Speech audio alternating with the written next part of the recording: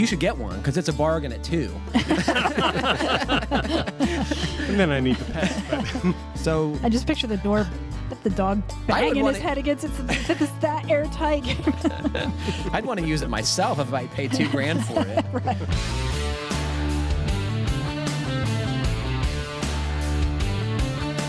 Welcome to the Fine Home Building Podcast, our weekly discussion of building, remodeling, and design topics aimed at anybody who cares deeply about the craft and science of working on houses. This is Senior Editor Patrick McComb. I'm joined by Kiley Jacques, Design Editor. Hello. Rob Watzak, Digital Brand Manager. Hi. And producer Jeff Rose. Hello, everybody. Please email your questions to fhbpodcast@taunton.com. You can find previous podcasts and check out the show notes at finehomebuilding.com/podcast. This is going to be a fantastic show. I'm just going to start off by saying that. You said that even before we got started. I know. I'm really excited about today's show. The enthusiasm that Patrick has for the podcast is palpable. Oh, it's so fun. I can't believe we get paid for this. It is catchy. It's contagious, I mean.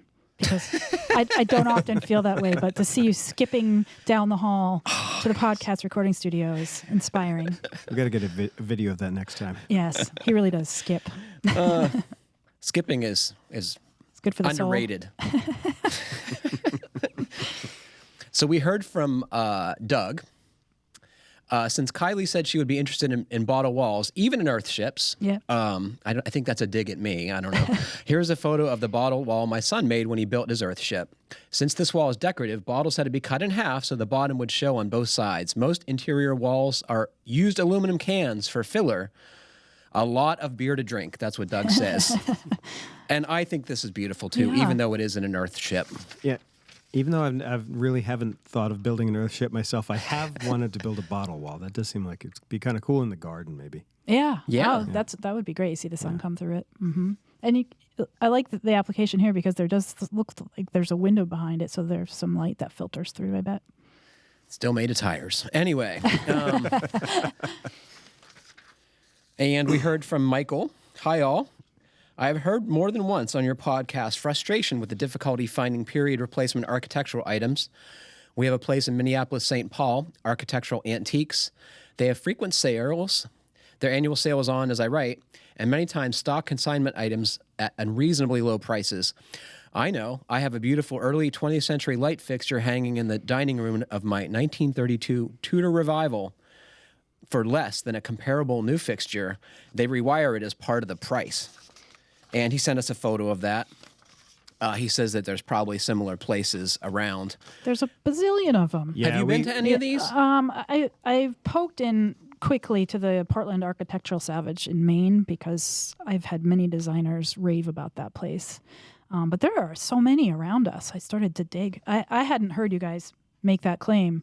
I'm not sure we did. I think he might have an investment strategy in architectural salvage. Thought he'd have us bring it up. There's a website that has, across the United States sources for salvage. So we got to post a link to that. Yeah. I know that just in this area, down in Stamford, is it? United House Wreckers has been around for decades. That's a very popular one. Have you shopped there? I have years ago. I think it's evolved into. It used to be a lot more just like piles of old doors and stuff like that. And I think they have a lot more antiques and stuff now. I haven't been there in a while. Do you know about the Historic Valley Foundation's architectural warehouse? No. This place seems really cool. They also have. Where's this at?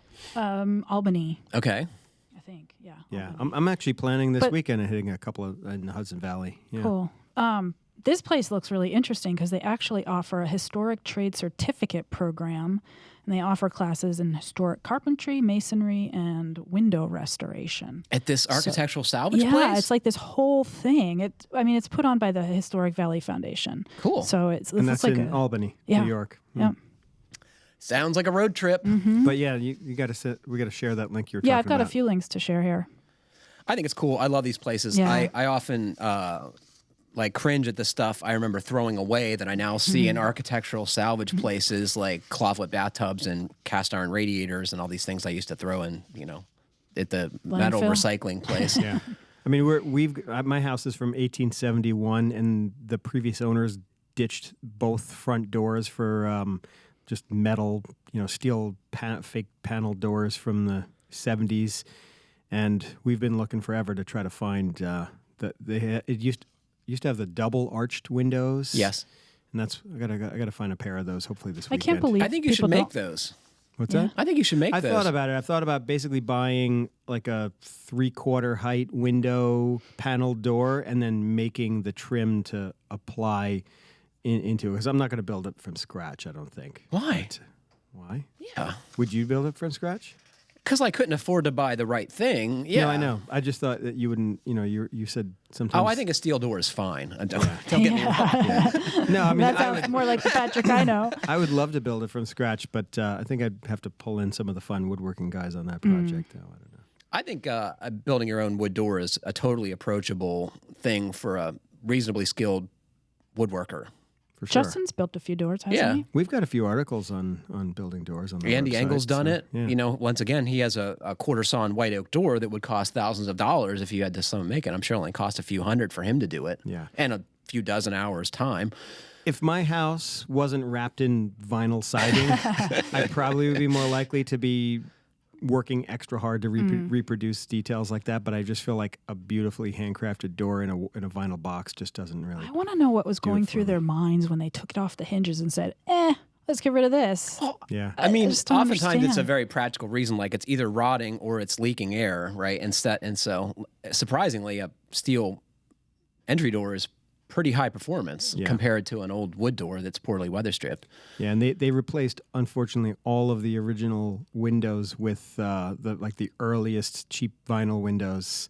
And I actually found all of the windows to my house. You mean in the sash? Yeah, the sash. Uh-huh. I actually found all the sash from my house in the loft of a neighbor's barn years later, years after awesome. we moved in. Yeah, Where are they now? they might still be up there. I'm not putting them back. I think you should.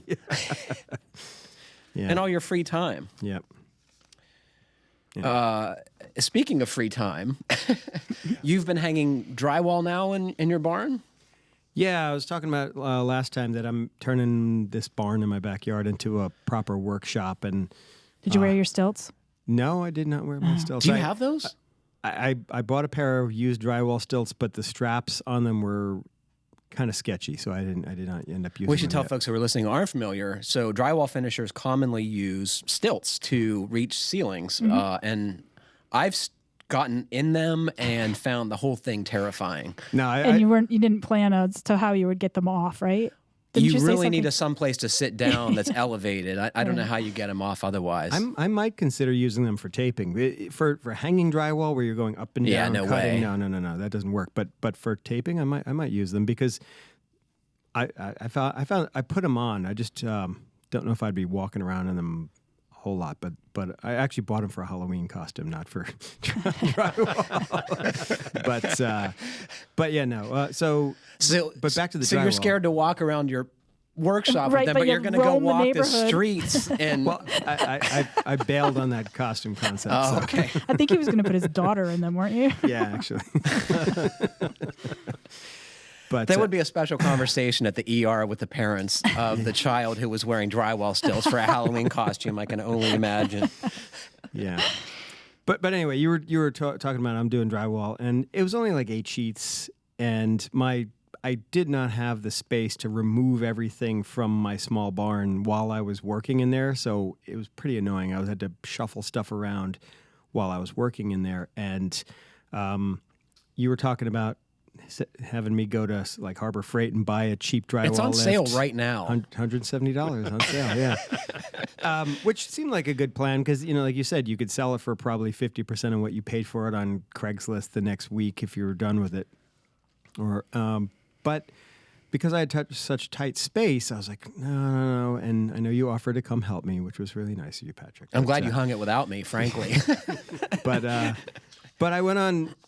I didn't see this tip, unfortunately, on our website. Maybe we'll have to write something up about this. But the whole rotating blocks tip that you screw to the ceiling, it was just like a scrap of wood over a little block, and you throw a 3-inch, 3-inch deck screw through it into the framing, and you put 4 of them up there, and you pop the sheet of drywall up as like little hooks, and then you rotate 2 of them to lock it in place. Let's explain it like this. So folks who are familiar with old storm sash, right, they have these thumb turns that hold the sash in place. So you did this kind of arrangement on the ceiling where you have blocks of wood that you turn to then hold the sheet in place once you have it in position. Yeah, and it seemed pretty, you know. That's just temporary, right? While you get it all up? Yeah, you just keep moving them around. And it seemed like a pretty silly way to do it when there are tools that are made for this. But just like our reader tips in the magazine that don't, there's often a better way to do something like that. But in a pinch, I mean, it didn't cost me any money to do that. And it actually went really quickly. And I added one extra feature. I added another block that was just a single block with a screw that I would put in the corner where I was trying to line it up with another sheet, because I left these hooks that I built pretty loose so that I would. And that would allow you to butt them together without interfering. It would allow me to butt it into the corner, throw that screw in the corner just to hold it in rough position while I went and threw a couple of screws in it so that I wouldn't accidentally overlap the sheets. Yes. And it worked really great. I mean, like I said, it didn't cost me a dime, and I spent yesterday a good part of the day insulating the whole ceiling and installing all the drywall, and did it all by myself. That's fantastic. So when do you start taping?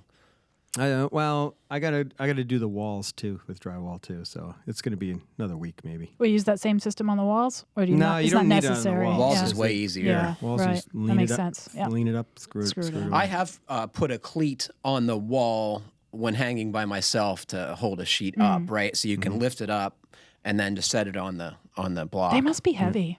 Oh yeah, it's stupidly heavy. Yeah, I mean they have what's called ultralight drywall, which how much lighter is it? Like 30% lighter than I the don't old know. sheets? But It's noticeably. yeah, it makes it Why a is little it bit lighter? easier. Is it the material or It's- the thickness? I'm sure it's the combination, like the consistency of the It's the material. same thickness. Yeah. I don't know. They put helium in the gypsum mix. I don't know. It is definitely lighter. I find it to be a little more fragile, like cutting out for electrical devices and that kind of stuff. I find it's easier to mess it up. Yeah. Have you found that to be true? You know, I don't really think back at what I had done before with the old drywall, so I couldn't really compare. I mean, You're It's out clearly of not your a mind. connoisseur of wallboard. no, I've got a short-term memory. Didn't somebody say something about you don't wax nostalgic about drywall? So you just put it right out of your mind. What have you been doing? Raking, but I have something much more interesting to talk about. That's good. I don't know what you're talking about. Yeah. So I'm planning on a trip to, let's see here, what's the name of that town? Upper Darby, Pennsylvania. Do you know Okay. that area? It's No. a region, I think, right? where is it at? Pennsylvania. What It's a part? big It's a big state. Oh, I don't know. I haven't Okay. looked it up. I'm not sure. It's a good question. So there's an architect that I've been working. Well, started as a short story or like a little contribution, but it's turning into a feature story.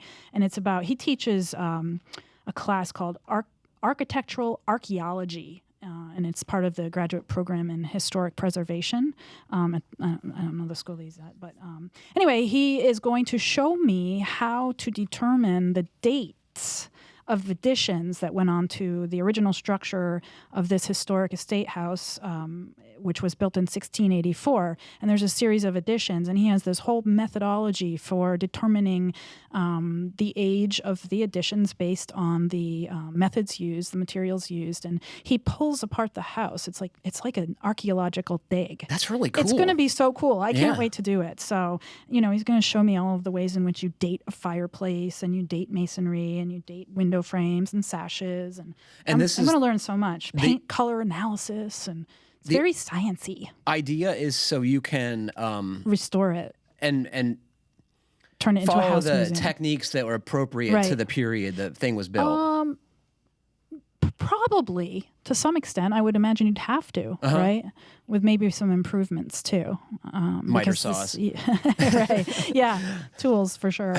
I think it's going to be fascinating, and he seems like a lovely man. He's actually very well respected for this work that he does. And this was that old stone house that's in the slideshow. Yep. Oh, look at that. Sellers Hall is Yeah, the name so of the I looked it property. up, and it's in It's a suburb of Philadelphia, Okay. and that whole region that he works Is that in. near Kennett Square? A area? little bit north of there. Brandywine Yeah, the Valley. Brandywine Valley is a little Yeah. further south of there, and then So there's pretty. also like Bucks County is like really well known for those historic homes. There's a lot so of many old houses. stone, those old stone barns and stone houses. This place looks like a wreck. I mean, yeah, it is. It's he said it's a yeah. work in progress, and I'm going to get dirty. I'm going to shoot it. Fantastic. Yeah, I'm excited. It's way better than raking leaves. I'm not going to argue that. I had one of the joys of my life yesterday. Oh, wow. That's a big statement. It is. You know, getting married, that was pretty good. Having our son, that was pretty good. But like going to the welding store with my son was definitely a highlight. So none of us were in the office yesterday. No. And speaking of antiques, you brought an antique with you to the welding store, didn't you? So my dad gave me in my early 20s an oxyacetylene outfit that he procured from, I don't know, somehow. I don't know And what that is. What is that?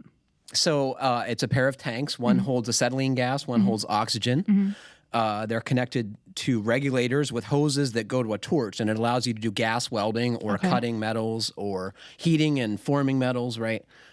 It's a very versatile setup for metal manipulation. Yeah, I mean, anybody who's a backyard mechanic uses acetylene torches like this to free up stuck rusted bolts, Okay. or if you're just dabbling in metal work, it's a good tool for bending What'd your dad use it heavy for? pieces of metal. My dad never used it for anything. He bought it for me. Oh, okay. So Did you use it when you were younger? yeah, not a lot, but sometimes for working on the car, primarily for, as you suggest, freeing rusted fasteners. And I hadn't used it in a while, but Liam expressed an interest. He said, I want to learn how to do gas welding. And I said, all right, let's go. So I dragged this stuff out of the basement to put in my shop, and I made him help me, and went to use it, and it was working fine, but the gauge on the oxygen tank was not working on the high pressure side. So I was like, well, I need a new gauge. So I bought a new gauge on Amazon, put it on, and it's still not registering anything. So the only other thing that could possibly be wrong with my welding outfit is that the oxygen tank was empty, which is what turned out to be the case. Yeah. I That mean, looks like a dangerous setup. Am I wrong it's to so think awesome. that? I mean, you certainly have to. Looks like some combustion action ready to happen. Yeah, of all the tools that are in my workshop, that is certainly one that. It's not like using it you need to be super careful compared to a lot of other Storing tools. it. It's storage of the tanks and maintaining the hoses. And How do you store it? they're usually chained to a cart. You don't want them to fall over. Okay. So anyway, when I finally determined that my bottle was empty, these things are always dated, right? They need to be checked for their pressure. What is it? PSI. They need to be certified to be safe to hold a certain pressure of gas. 2,500 psi is what they hold commonly, which is insanely a lot of pressure. Yeah. So anyway, the date on this tank was 1988. And so I was not sure how this was going to play out when I took it to the gas supplier, but they didn't bat an eye. They gave me a new tank. I couldn't believe how affordable it was. I think the gas was less than $20. It's like, how is that possible? Yeah, I mean, it's cheaper. I mean, there's oxygen everywhere, admittedly, but it seems like there's a lot of infrastructure to put it to 2,500 psi in a steel tank. Yeah, no, even the fuel tanks, I mean, they're surprisingly not, I mean, as a hobbyist, if you have one of the small tanks, super expensive. I mean, you can buy a complete kit of small tanks filled for, several $100s. So I was seeing all kinds of stuff that I needed to spend money on at the welding store, I got to say. I bought some brazing rod, some welding rod, and 2 flap discs and the tank of gas, and I was $80 into it. So what's your project going to be with Liam? I have no idea. Anyway. well, anybody who doesn't know, his son basically finds scraps of metal and makes small sculptures out of them. So commonly these are put together with duct tape. Literally, they're torn pieces of duct tape. They're pretty cool. I'll put a few representations up on the podcast page. But I figured welding them would be a good step. And he's always had an interest in Forged in Fire, the TV show where bladesmiths make things. And so... You need to bring him over to my forge one time. Yeah, right. Yeah. I can't believe I haven't done that with him. I figured we will. With the acetylene outfit, you can heat metal and also forge it. So the options are limitless. I've got an anvil you can borrow if you need. I have a 200-pound anvil. Okay, cool. What do you use it for? Absolutely nothing. But we're going to start. That's the plan. All right, so let's get to it. Bill writes, I'm planning on building a cabin at 8,300 feet in the mountains of Colorado, 50 miles from the nearest town/concrete plant. I'm trying to minimize the number of trips for concrete trucks and crews. Do you have any opinions on pouring the footing and crawl space slab at the same time? Note, I'm planning to use form and drain for the footing forms. Well, as a note about that, it's always a product I thought was very interesting. It is formwork and drain tile for foundation applications all in one. It's the plastic footing material, forming material is left in place and it becomes your drain. I always thought it was a great idea, but we did hear from another podcast listener that it's better in concept than in practice. So, Bill, you might want to look more into that. That gentleman complained about it being brittle and easy to break during the rest of the construction process. So, I wonder how it compares to isn't that usually corrugated pipe? yeah, that's like the cheapest, worst way to do Yeah. it. Yeah. So A better way is with smooth pipe. I did look this up and found some examples of people doing monopores. I know there's a common thing where you do a haunch slab. A turn down slab. Yeah, which is what you were going to get Yeah. into. But I've even seen some people do, it's a little more complex, but formwork that is built so that the footings are open on top, but then the wall formwork is suspended over the footings. Because, people will pour staircases that way, right? So it's like where you're actually stepped, you have different things at different levels. And I imagine you have to get the concrete consistency right so that you can... Otherwise, the head pressure of the walls would push out the concrete of the footing forms, right? Yeah. I'm guessing that they probably do some sort of, maybe even they do some sort of blocking or do either that or do some faster setting mix and come back around later. Yeah, on. I would think you'd have to know what you're doing to do that. Yeah. But the other method we were talking about, which is commonly called a turn down slab or a thickened edge slab, is really common in slab on grade construction, right? It's it's what you do. I've heard that expression before, in thickened edge slab, and I haven't been super clear on what that means. So look at this photograph. So you can see that the perimeter of the slab is much thicker, and that's meant to provide the bearing for the foundation walls and the rest of the structure. You basically dig the hole deeper around the perimeter so that you're getting a thickened support layer at the edges of the slab. I see. Okay. Of course, there's limitations to that because it depends on what your requirements are for frost depth and if he's in Colorado here. But I guess you could dig the thickened edges thick as you want, I imagine. 4 feet. Well, he's going to excavate he told me a 7-foot crawl space, which I would call a basement, but he makes the point it's a crawl space. Yeah. And that's, you're going to have to dig that whole area, right? And then dig further down around the building footprint perimeter for the footing. Yeah. And I would want either rebar sticking up out of the perimeter to tie the walls together, or at least a key so that the foundation walls don't slide on the footing. Sure. Right? Yeah. I mean, if you pour the thing separate, commonly the interior slab prevents the foundation walls from being pushed inward. In this instance, the way you're doing it, you don't have that restriction. So you need some way to tie the walls to the footing. Yeah, so sometimes in order to do a key, they'll put a board or something in the footing when they set it, and then when they pull that out. Make sure it's tapered, otherwise you'll never get it out of there. Yeah. Yeah. A key being like a slot. A slot, yeah. That's what I would do. And then I would figure out what waterproofing material you're going to put between the foundation walls and the footing, because I think that's a potential leaky spot. Although this place, he sent me something I'd never seen before, a Google Earth pin, right? So you open Google Earth and you can zoom in onto this guy's building site, and it's very dry. It's 13 inches of rain a year, so foundation water intrusion is going to not be a big deal, I suspect. Yeah. Again, that's a good point. I mean, different regions of the country, we're going to have different requirements on those things.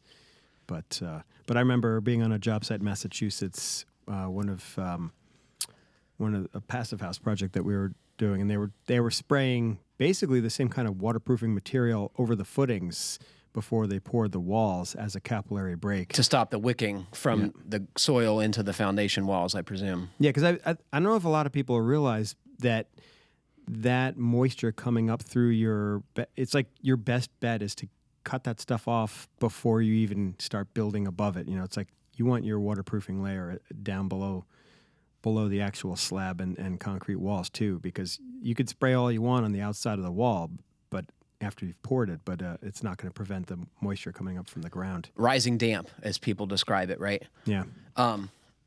So I think the better way to do that is to put foam insulation under your footings, which stops the rising damp and insulates that thermal heat loss.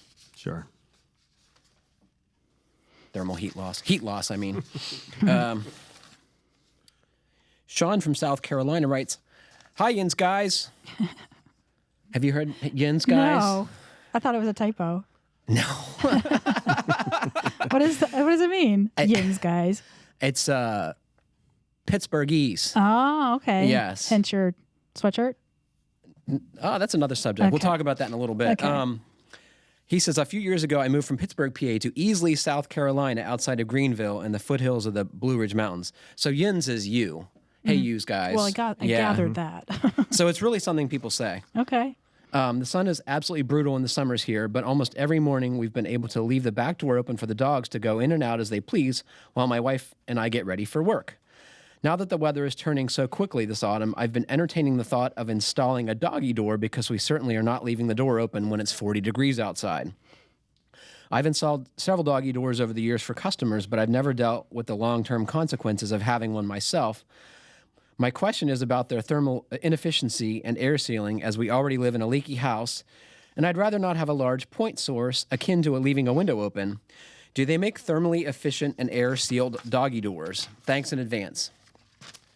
He says, P.S., have you ever entertained the thought of doing a joint podcast with the Modern Craftsman guys? I'm fairly confident that would be an awesome episode. Well, Modern Craftsman guys, I think that's an invitation. So if you all want to get together and do that, I think it'd be fun too. So I'd I be don't know if into you it. know.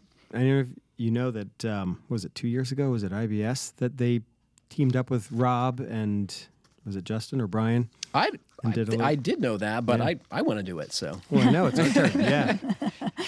Yeah. What Well, do you I was guys- just answering his question. what do you guys think about the air efficient or the energy efficient doggy door, airtight doggy door? Well, I gather it can be done, but it's expensive. It's kind of expensive. Mm-hmm. You've searched it out and found a good example. Yeah, this is all you, Patrick. So I went on Green Building Advisor because I remember this piece, and I don't know when it was put up there, but it's a passive house approved doggy door, and it comes in two sizes, and it's called a pet walk. It opens on command via a motion detector or a transponder implanted under the pet's skin. That's the part I don't care about. Yeah. I don't Can't care they for just that. put a collar on her? Yeah, why not just a collar? Because collars get lost and pulled off, right? But they're just going Yeah. out into the backyard. It's not like they're I suspect you could just... roaming for miles. I suspect you could use a collar too. The door comes with a battery backup, so it can still work during a power outage. The Austrian tech company that developed the door says pets catch on quickly.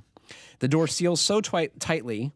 It's reported there was no measurable air leakage at a pressure difference of 600 pascals. So, to put that in perspective, a normal blower door test is done at 50. So this is many times more powerful wind, and it didn't leak. So it's kind of like the hatch on a submarine. It's available with a thermal insulation of R11, which is pretty respectable for a door. Want to take a guess at price? Well, we've already been over this, so I'm not going to guess. But did you know what the price was, Kylie? I guessed low. Yeah, But I guessed. I think guessed low. I think I guessed like $1,200. That's what I guessed. What do you think, Jeff? Don't look at the script. I'm going to say $3,000. $3,000? That's pretty good. You should get one because it's a bargain at $2,000. And then I need the pet. But So I just picture the dog banging wanna- his head against it's that airtight. I'd want to use it myself if I paid $2,000 for it. So I'm going back to their comment about our house is already leaky enough. So basically that's You think this is overkill? maybe, yeah. Yeah, so there is a second option. There is. And this one is available on Amazon. And I've heard pretty good things about this. This is the Endura Flap. And it's about $350 for a reasonably sized one. So That sounds more reasonable. Yeah. That looks like an average dog door. What's different about it? it's got magnets around all its perimeter, so it seals pretty good by all accounts. I see. And if you have a leaky house, I think this would be fine. Yeah, because some of the dog doors, because someone actually gave me one once, and I never actually ended up installing it. But it basically was just a big sheet of flexible plastic or hard rubber that sort of sealed at the edges. So this looks like a better option. I mean, of course, me, the tinkerer I am, I'd probably try to figure out some weird way to build one myself that was more like a mini door with weather stripping, Like a and little stuff. tiny garage door. Yeah, a little garage door opener. This is a really popular query. You guys should see how many comments are related to this subject on GBA. This what is were like, some of the things people were saying? well, just like everyone, people love their pets, right? Yeah. I mean, no, and like having them being able to go in and out by themselves is a huge thing. So, like everyone's interested in this who's got a pet, I mean, but it is an energy hit. I don't know if it's quite a big enough topic to be covering in the magazine, but I could certainly see us doing a little review on the website. We should probably, because I've wanted a dog door for my dog to go outside. Actually, I've wanted a dog door for her to go into. Do you think Daisy would use it? I think she would come and like tell you to open it for her. Yeah. I liked Marty's comment yesterday. I just do the old-fashioned thing and open the door. Yeah, actually, I don't even want it between the outside and the inside. I wanted it between the sunroom that she loves to spend the days in. But there's no doors on the sunroom. Well, I've got those sliding French doors I put on there. You didn't see I those? don't know Yeah, that. Yeah, I was actually just going to knock one of the panes out of the windows, Right. and let her crawl through there with like a flap of Little rubber, flap. plastic. Yeah, She's little enough. yeah. Have you met Rob's Yeah. dog? She's very It is hard sweet. to picture her pushing her way through any Yeah, kind of she's door. like- Yeah. If there's food on the other side, she will be there. Do you have any suggestions for this listener, Jeff? No, I mean, it's, dog doors are not part of my No. milieu. Okay. What do you have anything to? I mean, it just seems like buy the best reasonably priced one you can find. I mean, I know that some of the nicer ones do have weather stripping. I mean, if your house isn't a passive house, Right. level house, I'm sure it would be not a huge penalty to have something like this. But I would say keep in mind too that you don't have to put the pet door in the entry door. Like if there's a better place to put it somewhere in the exterior wall, you could do that too. And especially if it's a room that's less used and Are you don't- sure about that? Yeah. They're built for that? oh yeah, they can. Well, I mean, it would require some adapting because Yeah. they're meant to go in a door that's 1 1.75 inches Exactly, thick, that's right? what I'm And you're picturing. talking about a wall Yeah. that's, So how would you make that up? extension jams.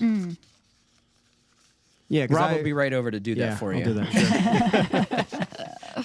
Actually, my wife worked in a house that the guy had built the dog door into a cabinet, so you could open and close the cabinet whether or not you wanted the dog to go in and out. Well, that's pretty smart. Yeah. Nice. What happens if you close the cabinet while the dog's outside? Does the dog stay in the cabinet then? Probably could, yeah. It's a little dog house.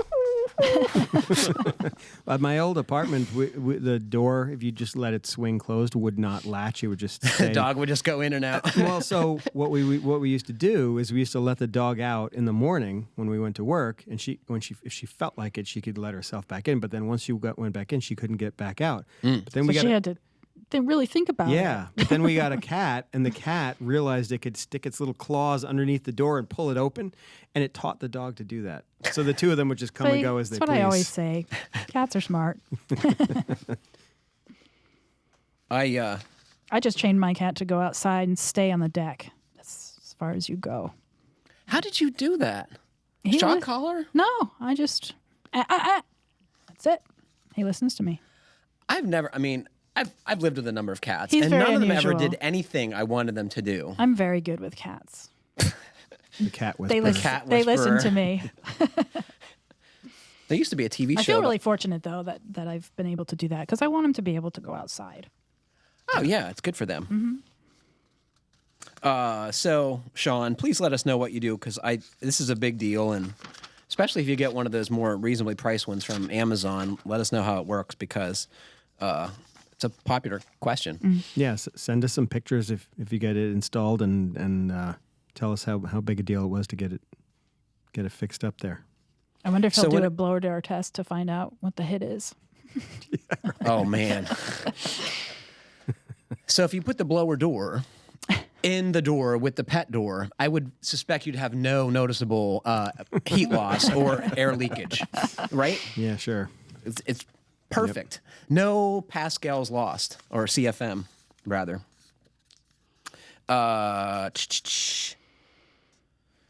Here, this is another. Oh, I wanted to tell you also, Sean, when you go to cut this in your entry door and it's steel, like most people's entry doors are, buy a Steel Demon, a 7 1/4 inch circular saw blade from the home center. It cuts these steel doors fantastic. I had to make a corner section for a feature article I did a little bit ago, and it cut it perfectly smooth without any rippling or even sparks. It was amazing. Nice. You thought I was going to give you that steel cutting blade, didn't you? No, that's okay. I'm holding on to that. Isaiah from Maine writes, "Hey guys, love listening to the show. And unfortunately, my question is not about air sealing. I am 17 and I work for a local carpenter who has his own small business. We have crew 3 guys, one of which is me. I've been working for him for about 5 months now, and I feel I should be progressing more than I am. I know all carpenters have to start as helpers, getting tools, setting up tools, and picking up trash. This is all fine, but it becomes a problem when this is all I do and not any carpentry work. I also understand my boss is thinking that he can't let me do certain things because they need to be a quality finished product. So my question is, what can I do to build my skills if my job sometimes does not allow me to get the experience? A second question is, why do contractors start so early in the morning? It seems to impose on the homeowner being there so early. I hope to someday have my own small remodeling business. Thanks for all the help in advance, Isaiah." So should we tackle the first or second question first? I'm going to jump on the second question Okay. first. So, I mean, maybe if you live in a rural area where there isn't a whole lot of traffic, it doesn't really matter what time of day you go to the job site. But if I had to go to the job site at the time that everyone else is commuting to work, I'd spend like an extra 3 hours a day I think driving. that's a big portion of it. You I know? do commend him at 17 for giving thought to the inconvenience it's causing homeowners, though. I hope he gets over that. Well, and you also have to think that the homeowners often want to be there to interact with you before Or to open you the get door started. even, yeah. Or to open the door. So obviously, if you showed up at 9 o'clock, they'd probably already be at work if they're a working couple, you know, or working family. I think it's because the earlier you start, the earlier you're done, There's that. right? Yeah, and also if you work in a warm climate, you can Beat beat the the heat. heat. Yes. I think it's all those reasons. And I think, in New England, there's such a cultural tradition of tradespeople starting work early. Yeah, I think it has probably origins in farming. sure. I mean, Light. I think folks in more urban areas start later, but that might be a perception that's inaccurate. You know, about his first question, I would really recommend him having that conversation with his employer. I think it would show initiative. The other thing I was thinking he could do is I'm sure there are many, but I came across a company named Allison. They offer an online school for carpentry. So something he could do in the evenings. It looks like they have some really quality classes, and he could tell his employer that I'm taking these classes and I'd like to practice some of what I'm learning. I can't imagine an employer who wouldn't value that kind of gumption. That's what I would suggest. I'd pull him aside and say, I really would like to be doing more. Is there anything that you feel comfortable with me doing? You know, what do you think? Yeah, I think that's a great point because I mean, I try to tell this to my daughter all the time. I'm like, if you ask for things, you'll be surprised at how often you get them. A lot of people just assume things are gonna happen. And if you don't ask for things, you're not going to get them. Yeah, I mean, you can luck out and fall into a work situation where the people are determined to challenge you and are willing to take those risks. But it's true. It's like if you've got a business that has a certain reputation and you're busy, like I used to love bouncing around to the different apprentice carpenters on a job site and trying to gauge what they were capable of and giving them tasks that would keep them busy and challenge them without jeopardizing the quality of the work. But if you're busy, sometimes that's hard to do. Mm-hmm. I would also say hit up your friends and family for projects and experiment on their houses and your own. And do it, tear stuff out and do it again, and just build your chops, build stuff for somebody. Yeah, I mean, that's the good thing about carpentry is that it's something you certainly can practice in a relatively small space on your own, even if you wanted to practice by building some stuff or working on your own house or whatever it be. Building cabinets, building build-ins, furniture, anything is going to improve your carpentry chops. I really admire the way Matt went about it. He did that, but he also went to school, and I feel like he's very knowledgeable. He might not be the most experienced carpenter, but he certainly feels confident in his skill set based on the things that he learned in his school programming that allowed him to feel comfortable going at the projects that he's, ripping this apart and fixing it. And, it's a little intimidating to rip your house apart if you don't have the skill set to fix it. Yeah. I know you guys don't feel that way. But. And I bet he doesn't either, because like when you're used to remodeling every day, it's not scary anymore. Mm-hmm. It's just like, well, this needs to get torn apart and let's tear it apart. Mm-hmm. But now I know what you're talking about, Kiley, because I bought my house before I was working as a house carpenter. I mean, I worked in furniture repair and restoration before that, and I worked in metalwork before that. So I was used to working with tools, working with my hands, but I wasn't completely familiar of what went on inside the walls of a house. It's crazy to think that was, 17 years ago that, I mean, I can't even imagine not knowing all that stuff now. But yeah, certainly can be intimidating. But I realized pretty quickly that, like any craft or trade, if you break it down to its most basic elements, none of the details are as complicated as you think they are if you break it down to its steps. I was going to say, Isaiah, I agree with Kiley. Talk to your boss. Say, what can we do to get me to a higher level so I can help you and I can improve myself? And I would also say, if you're not getting it there, try somebody else. Yep.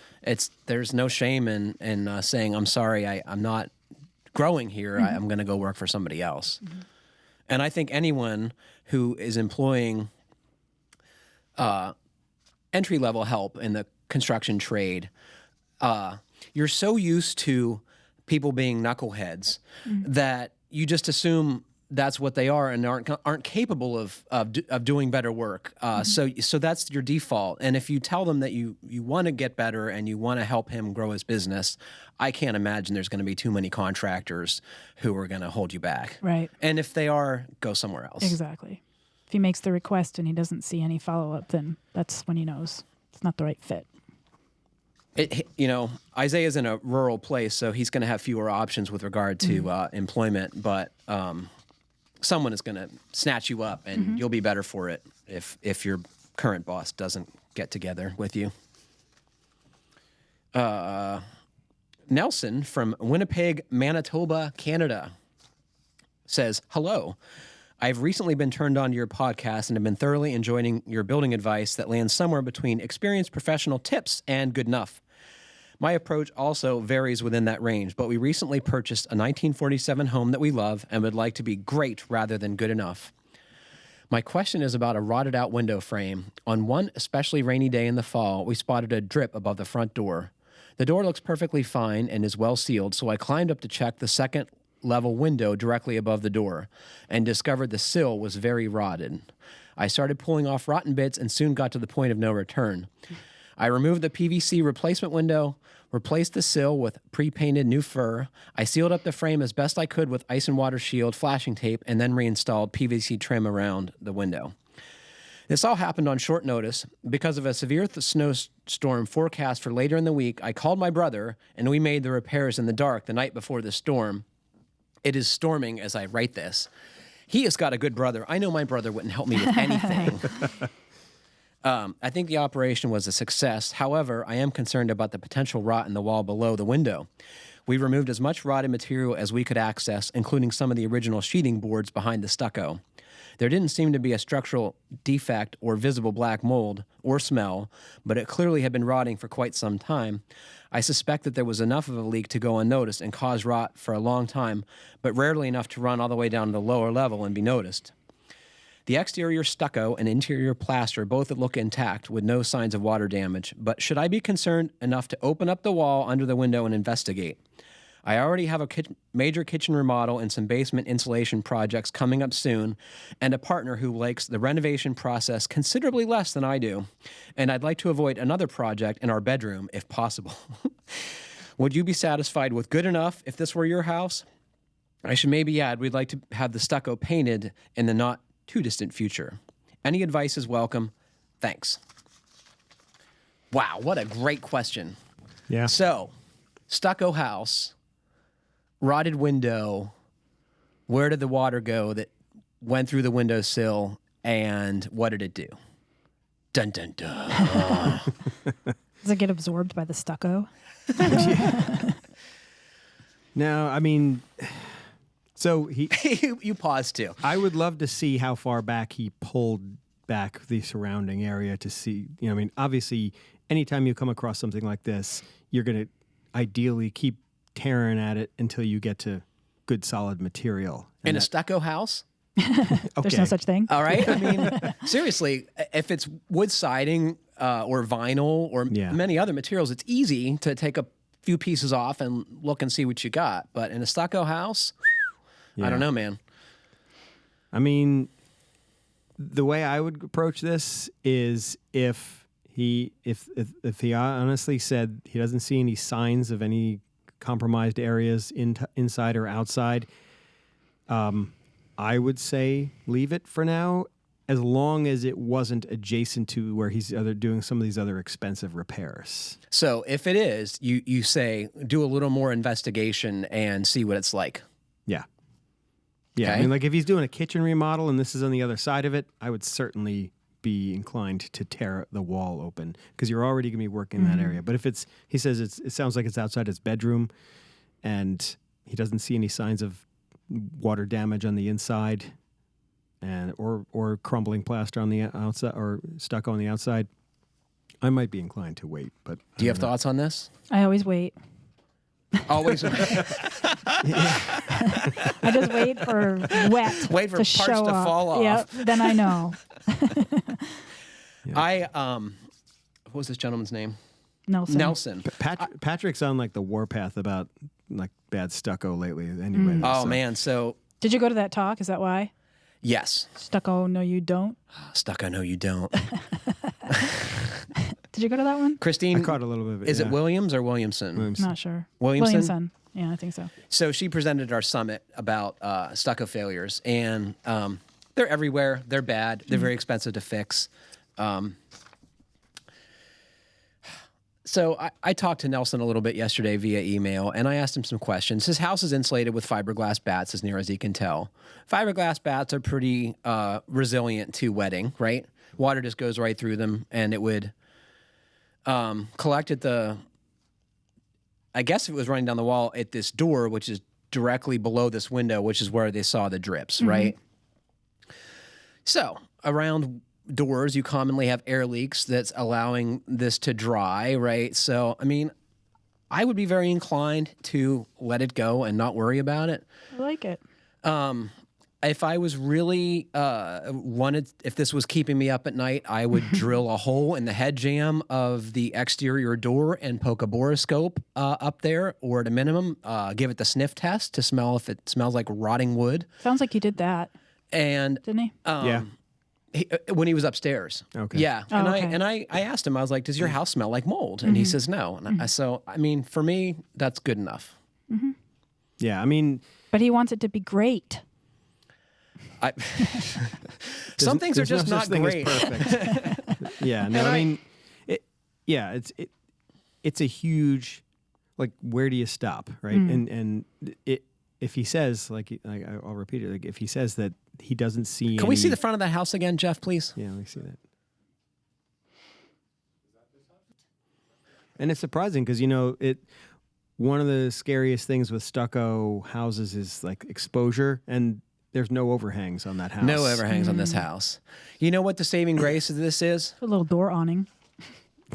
Do you know why this is working? Why is that? Because Winnipeg gets like 20 inches of rain annually. So, and it's cold. You're going to have lots of drying because he's going to have heating on all the time. And it was this from the 40s or something like that? He said it was the 50s, I think. 50s, yeah. 40s. Yeah, Sorry, so it's 40s. Thanks, Jeff. Those conifers planted up close to the house are not a good idea And why do you say that? because they trap moisture. Yeah. And it looks Yeah. like they're sitting right on the siding. Yeah, in fact, in Christine's talk at the Fun Homebuilding Summit, she had a picture of this really bad section of this one stucco house, and it was right where some shrubs had been sitting. Yeah. There I were would- sprinklers, I right, would that were advise- watering the landscape and soaking the wall every day. Yeah. Yeah. Yeah, he should probably try to keep those sheared back at least a couple inches from the surface. So for those of you who didn't get it, so this house has replacement windows. So they are vinyl inserts in the existing openings. So he took that out, replaced the wood part of the old window, and put it back together, which I think is the best repair. Yeah, and when you're dealing with stuff like this, the older the house is, often the safer you are, because True. if things are made out of solid wood, like I've got, I think I might have talked about this once before. I found a piece of what was it? The drip edge on the back of my roof on my house. That when the guys did the vinyl siding, they wrapped all the fascia with aluminum and they reverse lapped the To funnel the water right in there. So it That's basically cool. just pours water into the soffit of the side of the house, and it was soaking wet, and it had been like that since 1986. Oh my gosh. And I went in there, and the wood was still intact. It That's was still amazing. there. And if that were OSB, it would have been gone the first year. Interesting. Do you remember our conversation earlier in that podcast with Bill, who is building in the mountains of Colorado Yes. with his turned down slab? So I emailed him this morning and didn't hear back, but I got some updates. Okay. Live updates. Isn't this exciting? This is awesome. On the edge of my chair. So he's using an ICF foundation, which I think is a good choice. Just make sure it's tied to that thickened edge slab that we talked about. The lot has about a 10% slope. That seems good. This kind of thickened edge thing is much harder to do if you have a very sloping lot. So that's a good thing. Also, he points out that he gets 18 inches of precipitation a year. I think I looked that up. Soil conditions are clayey sand. Someone said it was wind-blown glacier debris. That's a new one. I haven't heard that. Sounds think dramatic. There was nobody there to witness that wind-blown glacial debris being deposited, I know. was there? How would you know that? I guess geologists know I was that. going to say, we need Matt. He'd have Yeah. an answer for that. Back to the stucco leaky window. Yep. Any other advice here? No, like you said, now that I saw that picture of the house, I mean, I wouldn't open up any cans of worms there, I think even if you wanted to drill through the plaster and put a borescope in there, or cut a little hole and peek around. Do you have a lot of diagnostic tools? No, Oh, you always talk you- like you do. But you can get those borescopes for what, like $100. $100, Yeah. and very clearly see inside a wall. So drill a little hole in your drywall on the inside. Would be easy to patch if you're really that concerned about it. That's a good idea. Yeah, or just worry Get about on- something else. Weren't you going to say Yeah. get on with your life? Just get on with your life. Worry about something else. Yeah. So I got a new gadget. You guys see this? How many Yes. times have we seen this, Rob? you showed it to me like 10 times already. We can't feign surprise. I figured that with the podcast, I think he sleeps with it under his pillow. Would not be surprised. It's So for chronically in those his of you pocket. who cannot see, this is a tap lock, padlock, and it opens with your thumbprint or any other fingerprint you choose Hold it from up. either hand. It looks like basically the lock you'd have on your locker, except there's no dial, Just put your thumb on Put it. your thumb on And that thing. Uh-oh. This is the one time it fails. So if you don't get your Throwing thumb, the battery out. Isn't that cool? And how long did you say the battery lasts? How many times- It's supposed to last a year. How many times have you probably opened Hundreds. it? And it still gives you such joy. Yeah. I want to find something like that. Anyone who's been in the construction business will tell you, like, managing keys and locks is a colossal pain in the that butt. makes sense. This thing is very promising. Admittedly, I haven't had it outside in the weather, but it's supposed to be IP56 rated, which someone told me that was good. I wonder if it's wet, if it will still read your thumbprint. Well, that's a good question. You want me to spit on it? Not particularly. Maybe later. Privacy in your own cube. So those of you out there who want to unlock your stuff with your thumb, I think that's a great thing. Did you say who makes it? It's Taplock is the company. Does it work for you? No. I would crack up if it opened under your thumb. No, it's not working for me. That's how it works. It just anyone's thumb will open it, right? Design flaw. So I would love to have something like that because maybe I just need some better lighting in my yard, but my barn and my various sheds all have little rotary, little combination locks on them. And of course, I have to pull my phone out of my pocket and turn the flashlight on the phone to see the lock. Yeah, and yeah. I would much rather have one of those. I don't want to have to carry a key out to open all my sheds. Yeah. But that would be great. You're not getting this one. $100. Do they make any other variations on it, or is that pretty much the only one? I think there's a couple models. If you're like a big institutional user, like say you run a tool crib or a hospital or whatever, they actually have a software system that will allow you to customize it to give certain people access to the locks. You can control what times of day they can open the locks. You can see who's opening the You locks. can see who's opening. It seems like a very smart thing. Didn't you say that you can program more than one thumbprint? I think there's, with this one, you can do 4 people, maybe 8, but it was household. several, which you'd have to if you had a construction site, right? Oh, that's true. Yeah. And you found something neat too recently. Yeah. A house. It was a submission for our Houses Awards program. What's special about it? It used to be a bank. Is that what you're talking about? Yeah. Yeah. And now it's a house. And I didn't include this photograph, but they added Rob was looking at it with me. They added a modern addition to the back, and it was sort of interesting, the juxtaposition of new modern materials with This old bank that looks old like it came bank. from Butch Cassidy and the Sundance Kid, right? Totally. Yeah, I mean, when I first saw it, I thought it was like the train where you buy the tickets to get on the old train or something like that. But and Teller's booth. we were talking about. It's a pretty massive little booth. I mean, it's I like, think we all acknowledge we wouldn't want it in our Right, own right, home. it's like the size of a modest-sized kitchen countertop. If you could area. turn that into a little kitchenette, that would be sweet. These Yeah. guys, of course, immediately thought bar. I said bar. Yeah, because there's a little vault in the back for your expensive. I don't want booze. people stealing my hooch. I got friends But, that come over. They're just going to wander Beautiful back woodwork, there. though. Yeah, right? but obviously, I mean, you keep an element like this because you appreciate the history and the craftsmanship that went into it, because the entire rest of the building also has these beautiful panel doors. It's gorgeous. Yeah. Transom windows. I wonder. It doesn't look lived in yet. I wonder what they're going to do with that room. Yeah. Because it almost looks like it's in the middle of Yeah. the house, doesn't it? Well, I mean, it was the middle of the bank. True. You know, right. it's like Probably as the soon as front you come room. in, Yeah, right? Yeah. So when you say it doesn't look lived in, you mean like there's no furnishings. there's nothing in there. Right. But that made me think. I actually just did a project with a friend of mine, a carpenter I used to work with a lot, and I stopped by this 1700s farmhouse that he's working on, and he was talking about how it's got this very weathered looking recycled wood floor in it. And he said when he first installed the floor, he got it finished just the way the guy wanted it. He put ram board down to protect the floor when the electricians and plumbers were coming Tell in. folks what Ramboard is. It's like a thick Box board. paper. Yeah. Yeah. It's almost like Gutex? poster board. No, it's like a protective, just Oh, okay. cardboard you put down to protect the floors and tape the seams just to keep all the dirt and boots off of it. But he's like, get that junk out of here. He's like, I want this house to look lived in. Oh, yeah.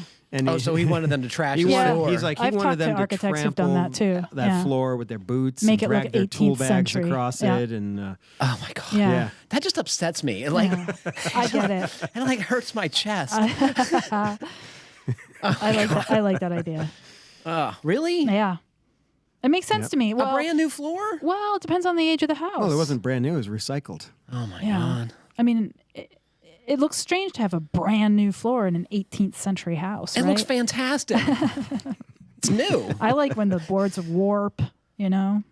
Yeah. I like that look.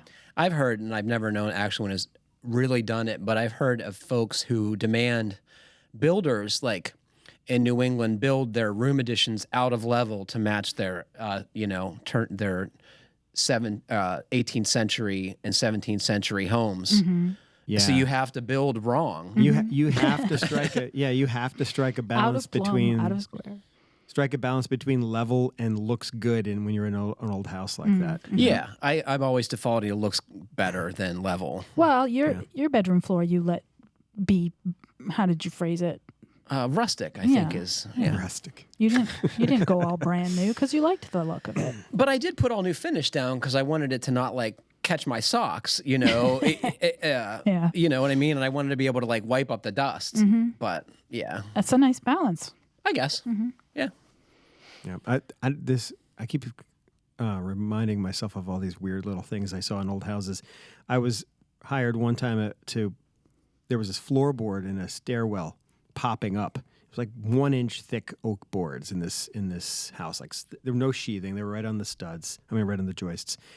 And I was using beefier and beefier fasteners to try to get it to settle down because it was a thick piece of wood and I'm thinking, oh, it's warped or whatever.